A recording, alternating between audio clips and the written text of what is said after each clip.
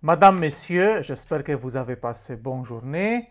Nous sommes tous réunis aujourd'hui pour parler, c'est la question principale, qui est Jésus? Qui est Jésus? Nous connaissons ce fragment de l'Évangile, comme Jésus arrivait dans la région de Césarée de Philippe, demandait à ses disciples, au titre de Jean, qui est le Fils de l'homme? Alors, qu'est-ce que les apôtres, eux, ils ont répondu? Pour les uns, c'est Jean-Baptiste, pour d'autres, Élie, pour d'autres encore Jérémie ou l'un des prophètes. Et Jésus leur demanda, et vous, que dites-vous? Pour vous, qui suis-je? Alors, qui a donné la bonne réponse? Bien sûr, Simon-Pierre. Et qu'est-ce qu'il a dit? Tu es le Christ, le Fils du Dieu vivant. Alors Simon-Pierre dit, Jésus est Christ. Ces confessions de la foi originelle nous révèlent le cœur de la Christologie.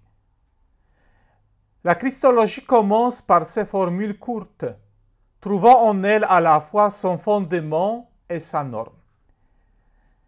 Le Nouveau Testament nous propose de nombreux titres pour décrire Jésus. Nous connaissons très bien que le Christ est, par exemple, donnez-moi l'exemple, le bon berger. Je pense que vous trouvez plusieurs d'autres titres. Mais cependant, le titre Christ est devenu comme le deuxième nom de Jésus. L'expression Jésus-Christ, que l'on retrouve très souvent dans les écrits apostoliques, est une forme abrégée de la confession Jésus est le Christ.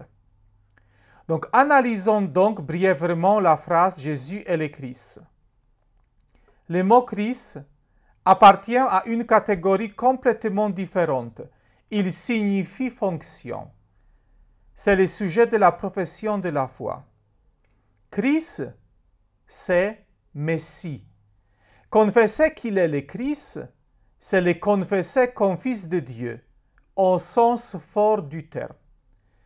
Comme je dis Jésus est Christ, Jésus-Christ, je dis c'est le Fils de Dieu, c'est le Messie. Mais on parle souvent de Jésus de l'histoire et Christ de la foi. Jusqu'au temps moderne, le temps de l'histoire de Jésus semble avoir été inexistant, du moins pour les chrétiens. Pour les croyants, la foi et l'histoire formaient une simple unité. On a lu la Bible, on n'a pas posé de questions. Mais au début du XVIIIe siècle, cette simple unité entre foi et histoire commence à se briser. Il y avait de nombreux livres, comme par exemple La vie de Jésus, sont une projection de la mentalité des auteurs d'une époque donnée. Ils présentent Jésus comme un maître de lumière, un génie religieux du romantisme, un moraliste et même un pionnier des idées socialistes. Et ça existe jusqu'à aujourd'hui.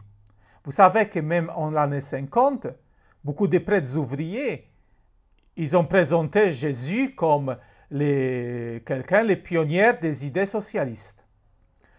La révélation chrétienne, pour nous, doit être comprise comme l'intervention de Dieu dans l'histoire concrète des hommes.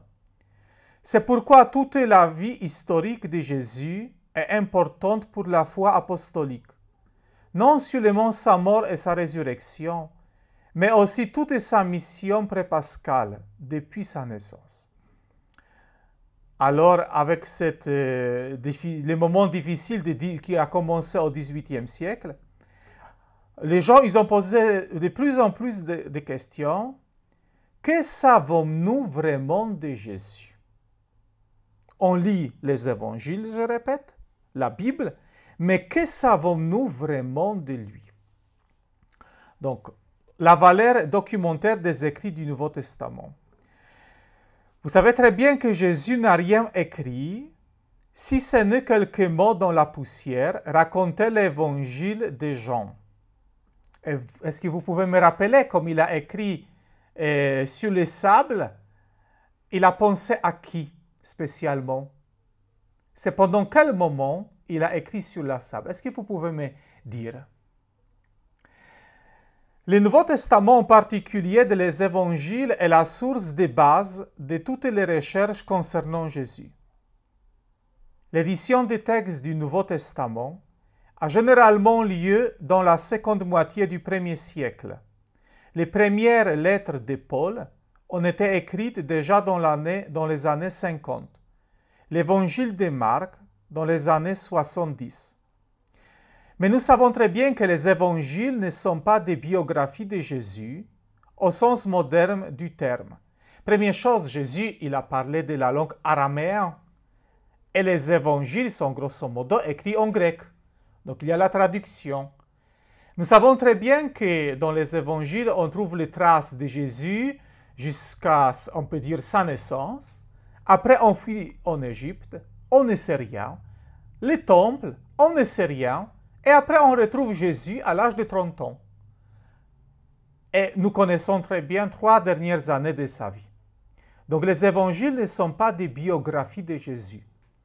Il ne s'agit pas d'une présentation documentaire des paroles et des actes de Jésus, ce n'est pas été le but, mais d'une catéchèse, afin que vous croyiez que Jésus est Messie, Fils de Dieu, et qu'en croyant, vous ayez la vie en son nom. Comme nous lisons les évangiles, c'est notre but, que notre foi augmente. Pas pour chercher exactement les détails de la vie de Jésus. Et après, il y a les différences géographiques et chronologie des événements, terminologie, choix des termes. Parce que chaque évangéliste, il a écrit pour les gens bien définis. L'un, il a écrit pour les Grecs, l'autre qui a écrit pour les païens, donc c'est aussi les Grecs, l'autre, il a écrit pour les Juifs, en utilisant l'autre langage. Mais nous avons donc les évangiles, la Bible, mais nous avons aussi les sources non bibliques attestant la vie de Jésus. Du point de vue des historiens romains de l'époque, Jésus et ses disciples ne pouvaient pas susciter beaucoup d'intérêt.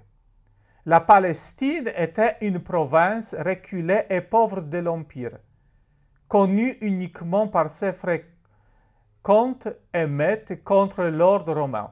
La Palestine, c'était 3e degré. Si les soldats ils ont été envoyés en Palestine, ce n'est pas la promotion, c'est plutôt la punition. Nous ne disposons donc que quelques textes non chrétiens parlant de Jésus. Et voici quelques témoignages survivants des 1er et 2e siècles. Nous trouvons les traces, il y a les paragraphes des Talmuds, un paragraphe du Sanhédrin du Talmud babylonien, donc c'est les sources juives, qui dit qu'à la veille de la Pâque, on pendit Jésus de Nazareth. Donc pour nous, c'est très intéressant qu'on trouve dans les sources juives les noms de Jésus. Après, nous avons par exemple Flavius Joseph. C'est de la vie unanime. Joseph porte les témoignages non chrétiens les plus amicaux sur Jésus. Joseph vivait en Palestine à l'époque de Jésus. C'est un témoignage d'incontestable valeur que nous avons dans les écrits de l'historien juif. Après, nous avons par exemple Pline le Jeune. C'était le gouverneur de la Bithynie, c'est vers 110 après Jésus-Christ. Pline n'est pas à proprement parler un historien de métier, mais de son abondante correspondance, nous recueillons de nombreux renseignements sur l'histoire de son époque. C'est donc dans la province de l'Asie mineure, où il se trouve, qu'il fait connaissance avec une assez forte minorité chrétienne. Aussi écrit-il à l'empereur Trajan, c'est 112, pour lui exposer la situation et lui demander des conseils sur l'attitude à tenir vis-à-vis des chrétiens. Plusieurs personnes dénoncées comme étant chrétiens ont été arrêtées et interrogées par ses soins. Donc il parle des chrétiens, les chrétiens quand ils posent des questions, et même les chrétiens persécutés. Et conclusion, On voudrait nous faire croire que les évangiles sont moins attestés que les autres livres de l'Antiquité. Mais c'est le contraire qui est vrai. Il y a, imaginez-vous, il y a 13 siècles entre Platon et ses plus anciens manuscrits. Mais personne ne dit pas que Platon n'a pas existé. Pour les évangiles, nous avons plus que 80 fragments du papyrus du 2e au 4e siècle, 270 manuscrits grecs à partir du 4e siècle. Maintenant, des paroles sur la Christologie dans le Nouveau Testament. Point de départ, c'est la résurrection de Jésus.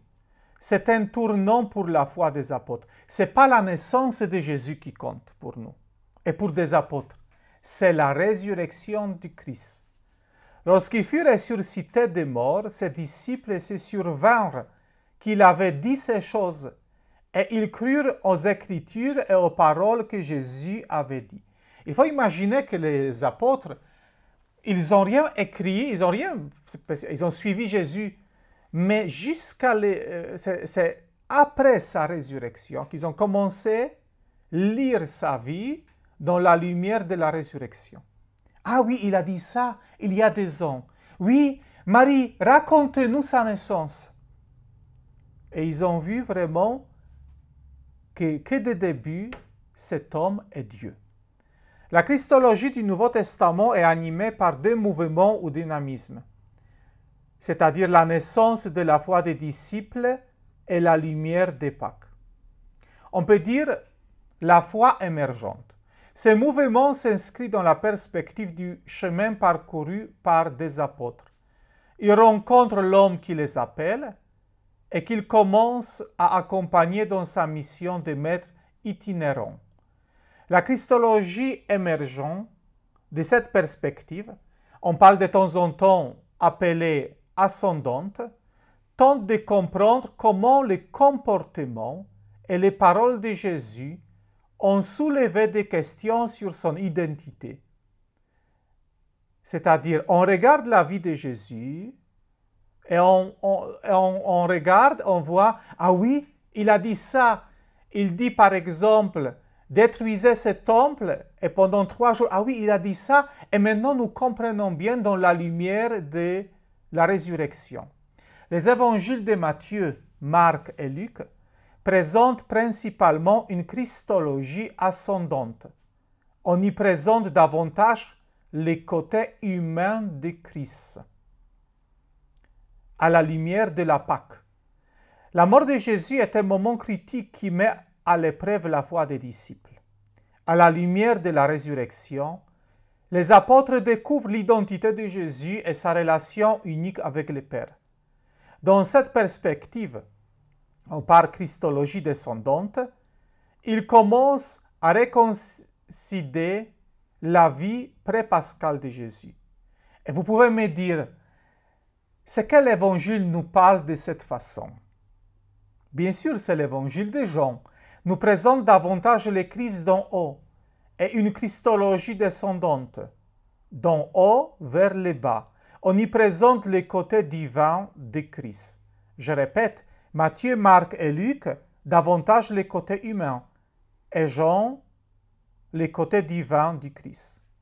Dès les premiers siècles, des chrétiens qui avaient du mal à réconcilier le Christ d'en haut et le Christ d'en bas, ont développé des doctrines qui ne mettaient l'emphase que sur un des aspects de la personne du Christ. Le motif principal du développement de la christologie à l'époque patristique, comme c'est le cas aujourd'hui, c'est le désir d'une compréhension plus profonde du mystère du Christ. Donc c'est la question pour chacun de vous. Comment, dans votre vie personnelle, vous essayez d'accéder à la connaissance de la personne et de l'œuvre de Jésus-Christ? Est-ce que vous cherchez vraiment comprendre qui est Jésus-Christ en lisant par exemple des évangiles? Jésus-Christ qui est l'objet de la foi de l'Église, pour nous n'est ni un mythe, ni une quelque idée abstraite. Il est un homme qui a vécu dans un contexte concret. Et pour nous, pour les chrétiens, c'est très important de voir cette l'unité du Christ terrestre et du Christ glorifié, du Jésus terrestre et du Christ glorifié. On atteint pleinement la personne et l'œuvre de Jésus-Christ, que si l'on évite de dissocier les Jésus de l'histoire et le Christ tel qu'il a été prêché. Une pleine connaissance de Jésus-Christ ne peut être obtenue sans tenir compte de la foi vive de la communauté chrétienne qui soutient cette vision des faits. Et troisième chose, pourquoi on lit des évangiles? Pourquoi on écoute les paroles de Jésus? Pourquoi on écoute la Bible? C'est pour augmenter la foi. C'est le but. Merci beaucoup et je vous souhaite bonne soirée.